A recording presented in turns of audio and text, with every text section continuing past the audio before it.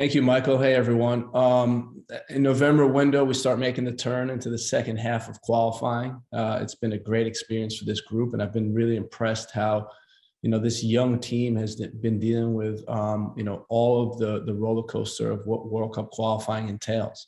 We've shown our resiliency.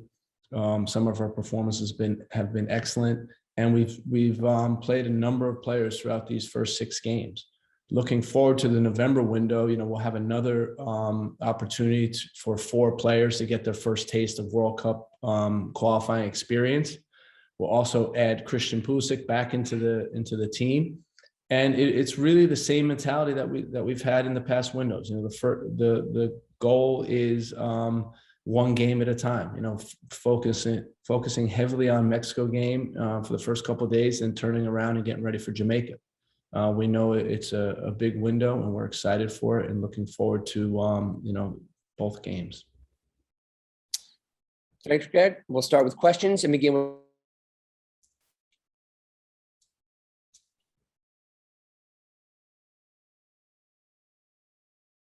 We just lost you there, Michael, for a sec. Yeah. Paul, you good? Yeah, I'll jump in. Thanks, Michael. Gregg, thanks for doing this. Two questions on the roster: the decision to leave John Brooks off of this team, and then also to bring just one true out-and-out number 9 in Ricardo Pepi. And is Jesus a player that you look at as that false 9 role you played, or is he a winger type? Thank you. Yeah, so I think when you look at Jesus's body of work with the national team, he's been playing number 9. And we think in his performances, albeit against lesser opponents, we really liked what he did at the number 9 position. Really strong performances. We know he's a guy that could link play. We know he's guys that arrives in the penalty box. We know he's a guy that leads the line defensively to build pressure. And he's been in outstanding form in Dallas. We know he's been playing more of an attacking midfielder role, but Jesus has the type of intelligence, the game intelligence that that makes him able to adapt to a position very easily. So he'll be fine playing the number 9. The other thing to consider is Tim Weah recently in the Champions League has played up top for his team. He's played that off and on all season for Lille, so he's comfortable playing there. We know that Christian can move there if we need him to. So we feel like in this 2-game window, we have enough options at the number 9 position. Regarding John Brooks, it was a really difficult decision. And a lot of it was based on, how we felt his performance was with the team the last time he's been performing. I saw some of John's comments to Doug and that was posted.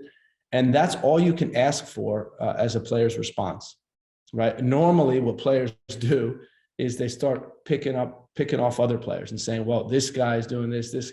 And all John did was take accountability for his own performance. We saw him play midweek in the Champions League in Salzburg. He had a good game, and he's working his way back into form. I don't assume that this is going to be his last time in the national team. I'm sure he'll be back. And it's just about regaining your form and performing at a high level when you get the opportunity. Quick plug in for @by Doug McIntyre. We will go to Stephen Goff from the Washington Post. Hey, Greg, thanks for your time. How much do you know about Christian's status at the moment? Obviously, he played a few minutes the other day, and he'll be in the squad this weekend. And what do you think projecting you can get out of him given the amount of time he was out? That's a good question, Steven. We're going to see what type of minutes he gets this weekend. He just started training with the team the beginning of the week. It was unexpected that he was going to play against Malmo, and he ended up playing a little bit.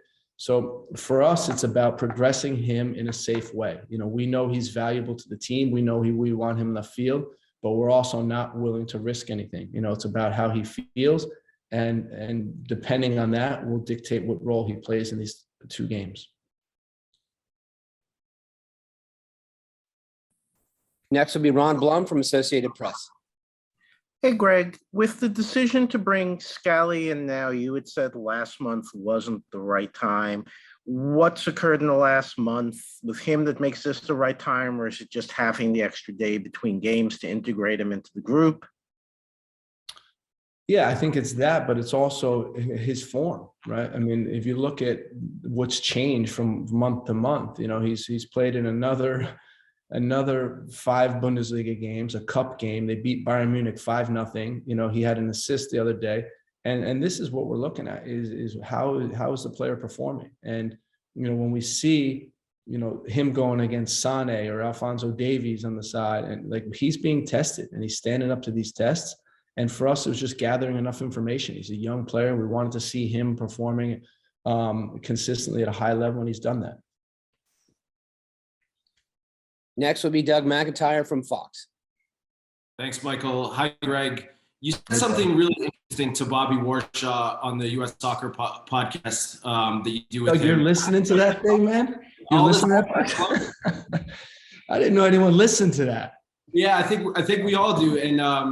And one thing that you said that stuck out was you said that some of the guys that played in the Panama game weren't in the best form. It seems like for this roster, you emphasize guys who are playing regularly and playing well with their clubs. How much was that important to you picking this squad? Thank you.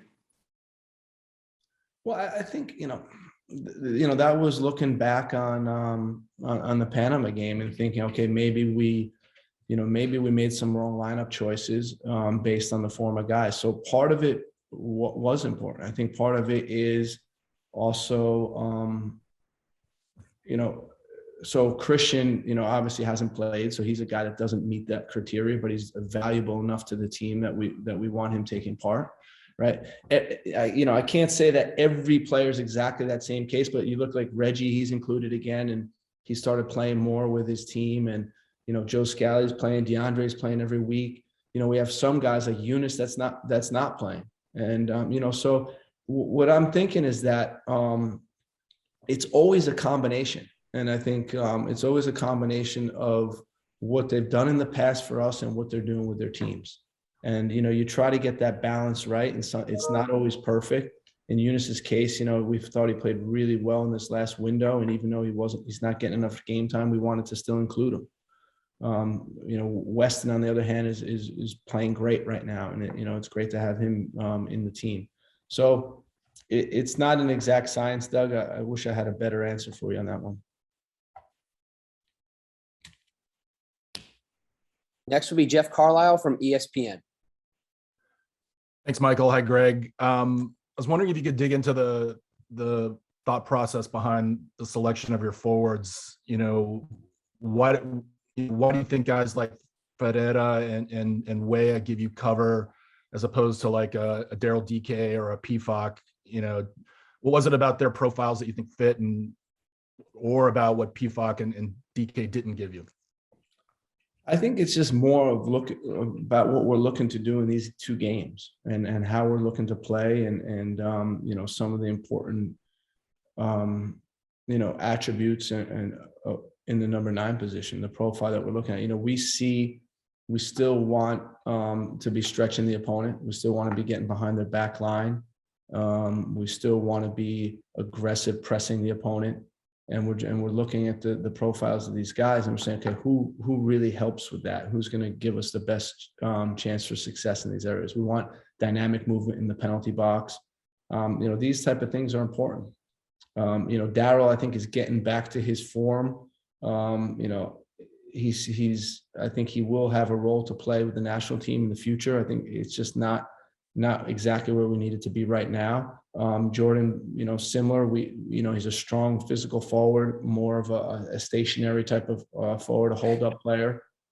And we were looking for guys that are running a little bit more. It's, again, this window is a short window. We see Ricardo playing a large portion of these two games. So, we think we're in a good spot. Next will be Brian Strauss from Sports Illustrated. Thanks, guys. Greg, you just mentioned, Pepe playing a good portion of the two games.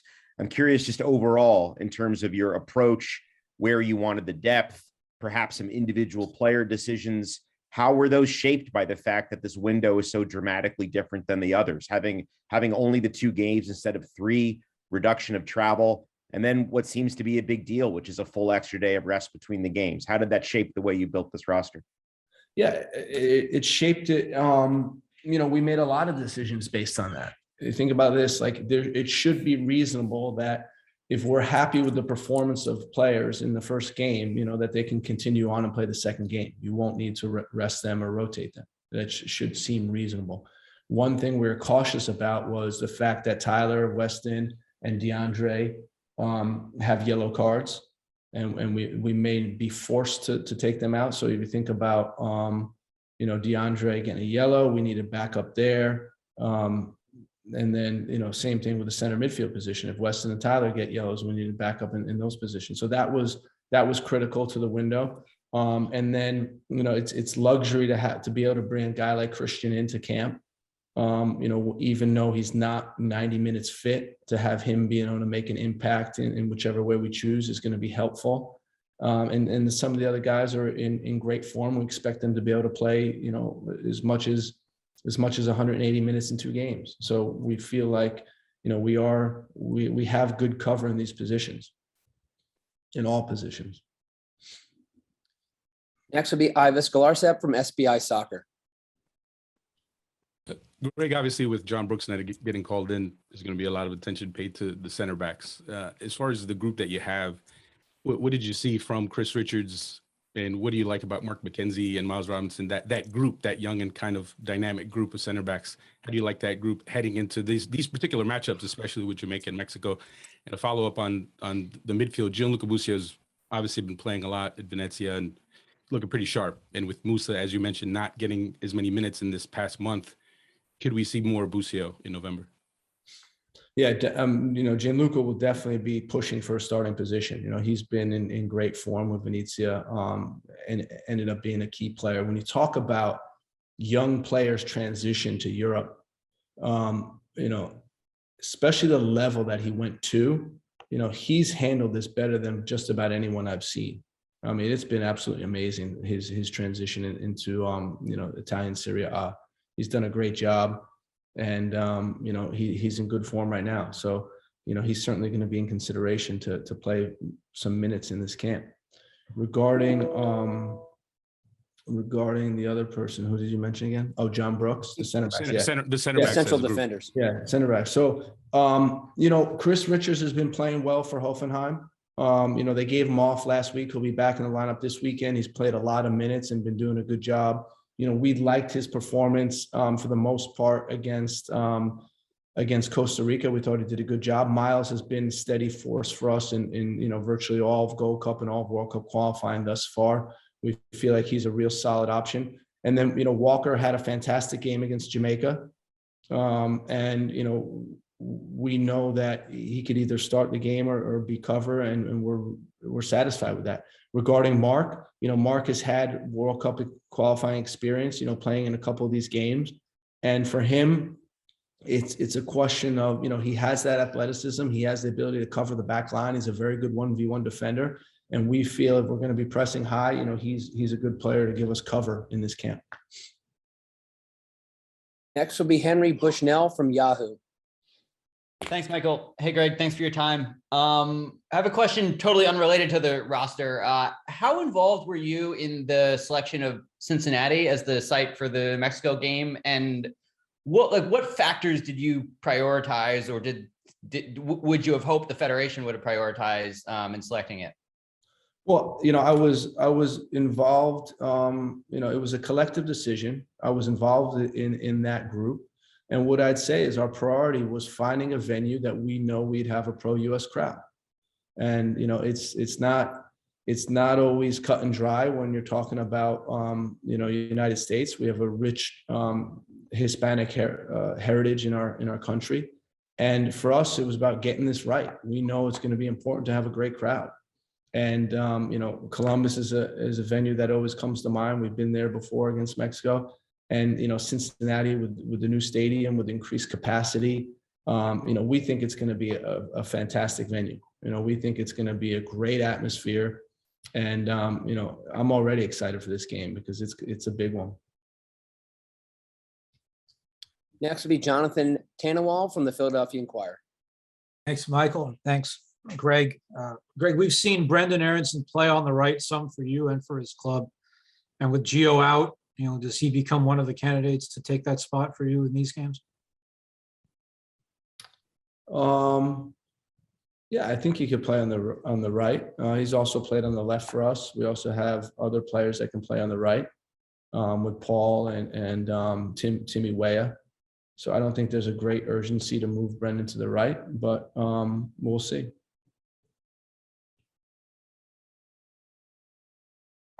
Next, we'll go to Michael DeCourcy from Sporting News. Yes, Gregg, I wanted to ask you about the result, the impact of the 2 victories this summer over Mexico on your series with Mexico. Obviously, 2 different games with 2 different teams, but how do you think that will impact this match and the series going forward? I don't know. That's a good question. I'm not, those are 2 opportunities for our group to lift trophies, right? And we were very focused on doing that, and we did that. This is a completely different animal. This is in a group format, home game. They're going to be approaching the game, with intensity. We're going to be approaching it. It's going to be a massive game, and we're not thinking at all of what just happened in the summer. Our focus is thinking about what's going to happen on November 12th. And how can we win that game? We know it's going to be a highly competitive game. We know Mexico's in first place in the group. We're trying to catch them, and we'll see. We'll see what happens. But I think overall, the summer was great to win 2 trophies for a young group, and this is different type of competition that we're in. Next will be Bill Dennison from WLW Radio in Cincinnati. Hey, Coach, I just wanted to check. I probably answered this a little while ago, but coming here to Cincinnati and bringing a game like this to brand new TQL Stadium, and also can you give us a little scouting report? I mean, you've seen Mexico before, but for the fans who haven't, what can they expect from your team and their team come a week from now? Yeah, Bill, have you been down to the stadium yet? Have you been able to go there? It's beautiful. It's beautiful. Yeah, I mean, it's amazing. Like when we think about having a great venue to be able to host this game. This is definitely one of the great soccer venues in America. And, we're lucky to be able to play here. Regarding Mexico, I think it's a very strong team, very mature team. They're undefeated in qualifying thus far. They got a very talented attacking group, very good midfielders. So it's going to be a difficult game for us. We want to continue to be aggressive. We want to continue to push them and see what comes, continue to high press and make it uncomfortable for them. We're okay with playing a fast game. It's something that, we have the athletes to be able to do that. And we want to put speed into the game. I think I'm boring Ben there. Ben, right? That's what happens when you got your video on, Ben. We will go to Megan Swanek. Thank you. Hi, Gregg. I want to ask you a bit about Matt Turner and Zach Steffen. Yep. So Turner's been the de facto starter pretty much since Gold Cup. He started 5 of the 6 qualifiers for us. Steffen played our last match against Costa Rica, which we won, and he did fairly well in the net. You've mentioned you want both goalkeepers to get experience in World Cup qualifiers, and neither one is the de facto number 1. Who do you plan to start against Mexico is my first part of the question. And then I'd also like to know that, knowing they bring different things to the team in terms of their strong suits, Turner as a shot stopper and Steffen with his feet playing out of the back, whose style of play is a better fit for this window? It's a good question. And what I'd say is, they're both excellent goalkeepers. And, Matt's had a great year under Bruce and the New England Revolution. They've been fantastic, breaking the all-time record in the MLS regular season. It's been fun to see. And Zach's playing at a really high level. I played a cup game last week, and we know that when you're playing at Man City, even in training, you're facing a really high level of shots. And we know Mexico can produce something similar as well. So, we're undecided as of yet of who's going to start. We're going to assess them when they come into camp and, hopefully make the right decision of who starts against Mexico. Next will be Sam Stachel. Thanks, Michael. Thanks, Greg. Hope you're doing well. Obviously, Serginho came down with the injury recently. When was the final decision made on his availability and his, I guess, lack of availability for you? And how do you think not having him is going to impact the group, particularly given what he's able to do and what he showed going forward in October? So 7:30 this morning, Sam. That's when we made that final decision, and that's how fluid it is. And I'd even expect the roster to change from now until guys are in camp. That's just international soccer, and that's how it goes. But we have to be able to adapt, willing to adapt. When I have these conversations with guys when they're not on the roster, the first thing I say is be prepared for something to change. Be prepared for us to give you another call because things change rapidly. And it's about next man up mentality, and that's how we've been dealing with things, since we've taken over. Next guy has to step up and do his job. And if we can do that, we'll be okay. Serginho's had a really good impact in this last camp.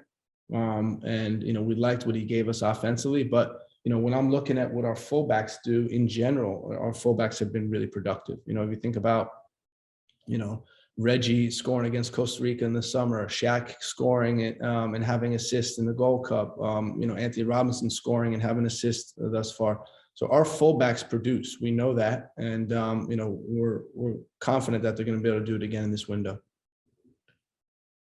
Next will be Ryan Talmadge from Goal.com.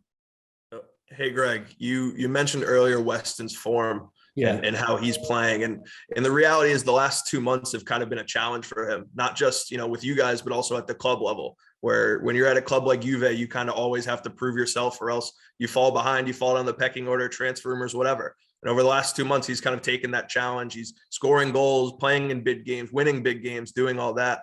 So what I wanted to ask is, over these last 2 months, over with this turning point for Weston, really, what have you kind of learned about him? You've known him for a while, but what are some of the things you've learned about how he handles these situations and what he learns from these situations? Well, Weston's one of the few players that actually thrives under pressure, and he thrives in situations like this. That's one thing I know about him is he finds a way to get things done. And, you can count him out. You can put him under pressure or not play him, but he'll find a way to get back on the field. He's that competitive, and he's good, and he's a good soccer player, and he can deal with this stuff and thrive. And we've seen that with Juventus.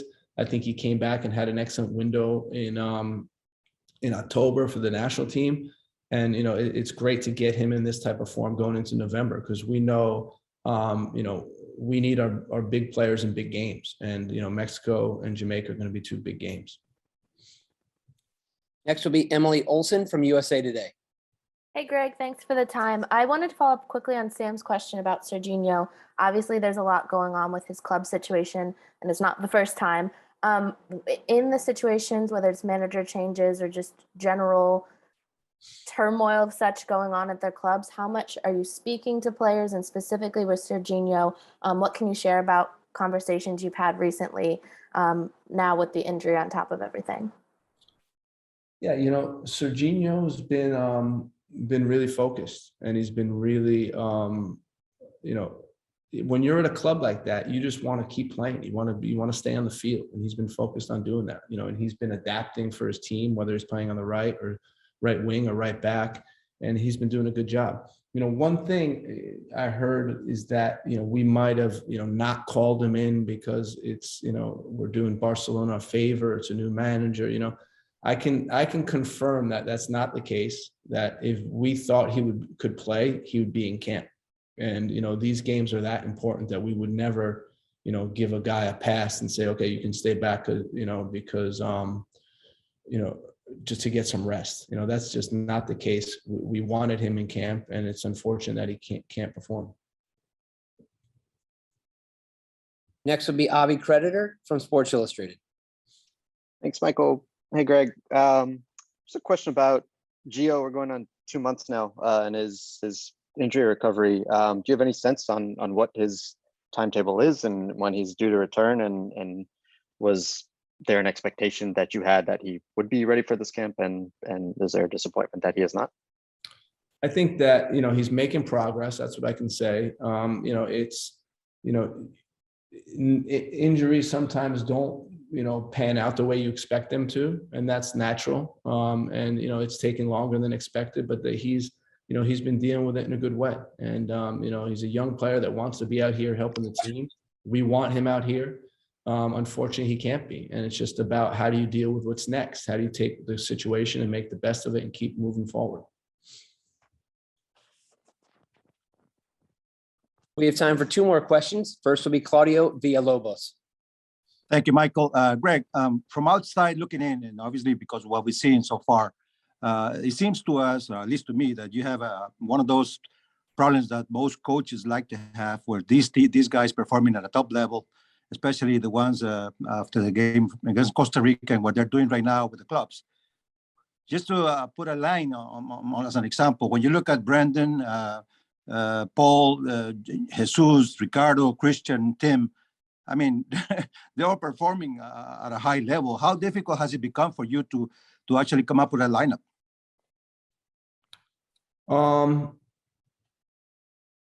I think it's not that difficult. We have profiles in our game model, and we slot guys in that we think can execute in the best way. It's great to have players in form. It's great to be able to choose, because we know you can use substitutions to your advantage also. And for us to have depth in each position and know that you can bring a guy off the bench that can execute at a similar level to the guy starting is a big help. We know that it's not 11 players that qualify for the World Cup. It's going to be a squad, particularly with these 3-game windows or 2-game windows or the travel or what have you. But it's important that we have guys, playing well, knowing their role, and being able to execute it when they're on the field. And last question goes to Ben Wright. Hey, Gregg. Sorry for the yawn earlier. You touched on Walker briefly, but I'm just kind of an interesting window for him being called up late, and then playing a good bit of minutes. What are you hoping to see from him this time around? Similar, Walker, we know, is a valuable leader on the team. We know he's a guy that, can perform at a high level, and, we're going to be looking for the same thing in this window. Both on and off the field, he contributes, and it's important that, our whole back line is aggressive, is able to move forward, is able to condense the field, is able to build out of the back. We put a lot of pressure on our back line to be good both defensively and offensively. And, Walker certainly shown that he can play that role. Thanks, Gregg. And thank you, ladies and gentlemen, for your time today. As I mentioned, we'll put out our media availability schedule later this week.